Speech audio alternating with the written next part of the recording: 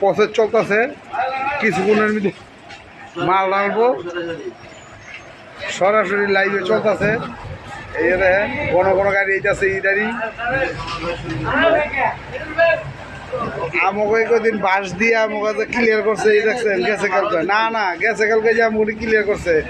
আমরা না হলে 1 মাস ভুইকা পাইছি, তখন আজকে দেখেন এই যে সাথে সাথে ঘন ঘন ওগুলোতে কাম চলতেছে।